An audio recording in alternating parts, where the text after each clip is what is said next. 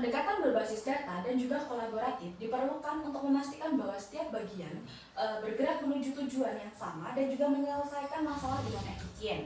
Nah, pendekatan yang saya lakukan adalah memprioritaskan kolaborasi lintas departemen, khususnya antara bagian tanaman, teknik dan juga pengolahan, serta perencanaan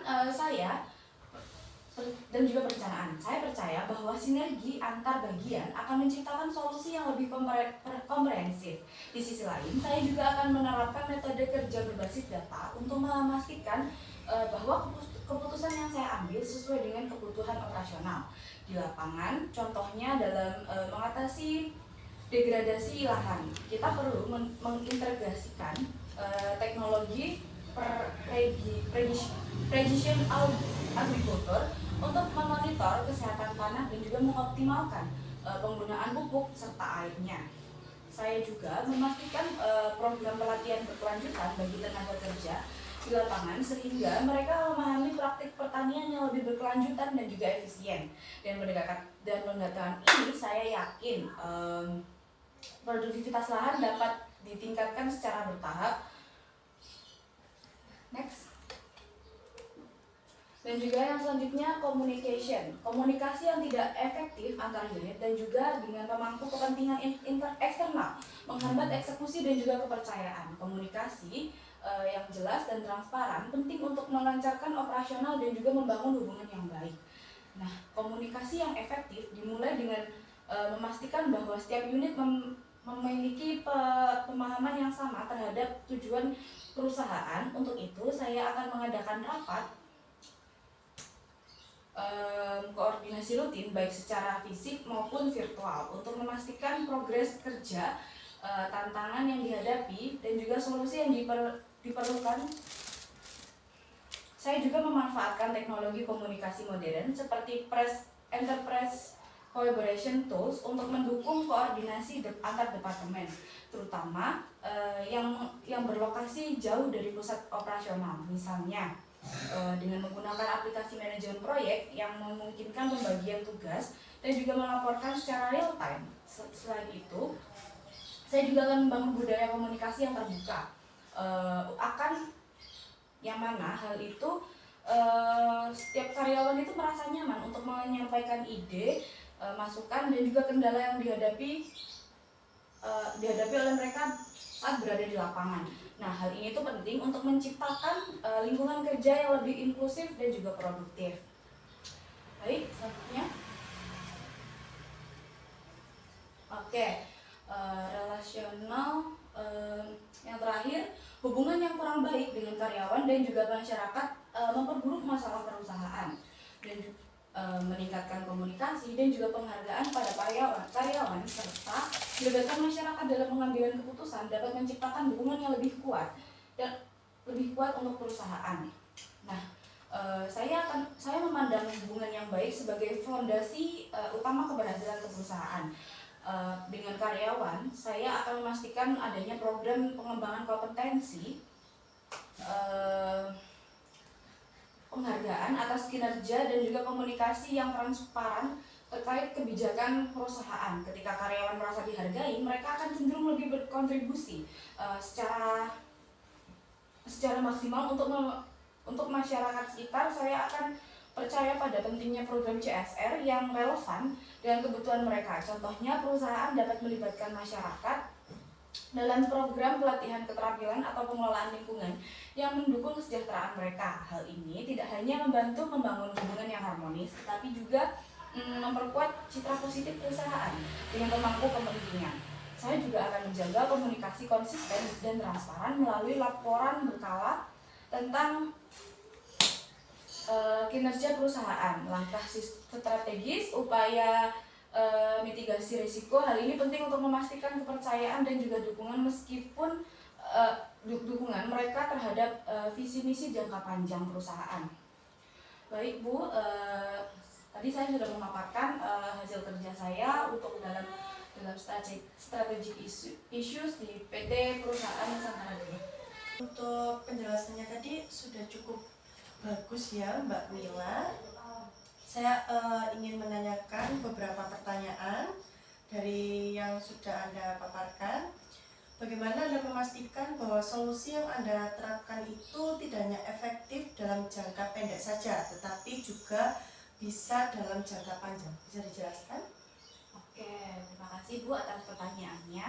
Langkah pertama yang saya lakukan adalah memahami karakteristik dan juga tantangan masing-masing bagian yang saya koordinir, seperti bagian tanaman, teknik, dan juga pengelolaan, serta perencanaan dan sustainability dalam setiap solusi yang saya terapkan. Saya akan memastikan bahwa analisis mendalam dilakukan untuk memahami dampak jangka pendek dan juga jangka panjang dari keputusan tersebut. Saya ambil contoh jika masalah degradasi lahan menjadi tantangan utamanya.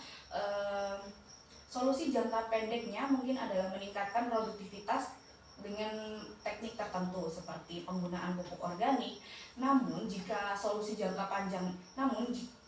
jangka panjangnya adalah memastikan penerapan praktik pertanian berkelanjutan, seperti rotasi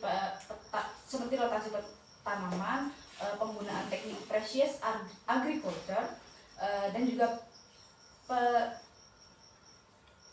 pelibatan tenaga ahli dalam pengelolaan lahan. Selain itu, setiap solusi yang akan dievaluasi secara berkala melalui rapat koordinasi dan juga analisis pencapaian key performance indicator. Ini untuk memastikan bahwa solusi tersebut tidak hanya efektif dalam menghadapi tantangan saat ini, tetapi juga dapat disesuaikan dengan kebutuhan masa depan sesuai dengan dinamika pasar dan perubahan lingkungan. Seperti itu, Bu. Baik. Lalu jika terjadi konflik antar unit mengenai alokasi sumber daya, bagaimana Anda menangani dan menyelesaikan konflik tersebut itu secara adil? Oke, dalam situasi konflik antar unit, langkah yang saya ambil untuk awalnya adalah mengadakan forum diskusi terbuka untuk mendengarkan pandangan dari semua pihak yang terlibat. Sebagai SCPP, salah satu tugas saya adalah memastikan koordinasi yang efektif antar unit seperti distrik, kebun, dan juga unit. Oleh karena itu, penting bagi saya untuk memahami akar penyebab konflik, apakah terkait dengan alokasi anggaran, peralatan, atau tenaga kerja.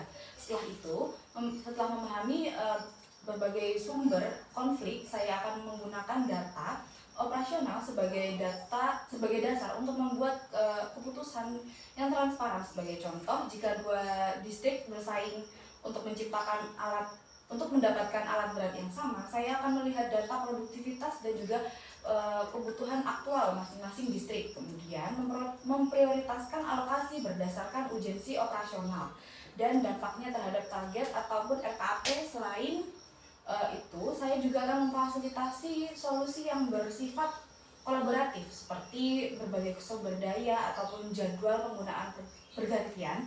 Jika diperlukan, saya akan menyusun kebijakan berstandar yang mengatur alokasi sumber daya untuk mencegah konflik yang serupa di masa depan. Seperti itu, Bu. Baik. Jika ada anggota tim yang tidak aktif atau enggan untuk berkomunikasi dalam rapat atau diskusi, pendekatan seperti apa yang Anda lakukan untuk mengatasinya? Baik, dalam situasi seperti ini, pendekatan saya adalah terlebih dahulu mengidentifikasi penyebab ketidakaktifan tersebut. Apabila itu disebabkan oleh kurangnya kepercayaan diri, kurangnya pemahaman terhadap materi diskusi, ataupun keterlambatan yang lainnya, saya akan mengadakan percakapan secara personal dengan individu tersebut untuk memahami kendalanya sebagai bagian dari tugas saya untuk mencakup pengelolaan rapat berkala untuk membahas permasalahan operasional. Saya akan memastikan bahwa lingkungan rapat yang mendorong partisipasi aktif bisa dilakukan dengan menciptakan suasana yang lebih inklusif, seperti meminta pendapat secara langsung secara langsung pada anggota yang cenderung pasif, dan juga menggunakan teknik diskusi yang lebih interaktif seperti sesi brainstorming kelompok kecil untuk meningkatkan kepercayaan diri anggota tim. Saya juga akan mengadakan program pelatihan atau pendampingan yang relevan. Dengan cara ini, setiap anggota tidak hanya merasa didengar, tetapi juga mereka lebih siap dan percaya diri untuk berkontribusi secara aktif dalam diskusi ataupun keputusan yang akan diambil oleh tim, seperti itu Bu. Baik.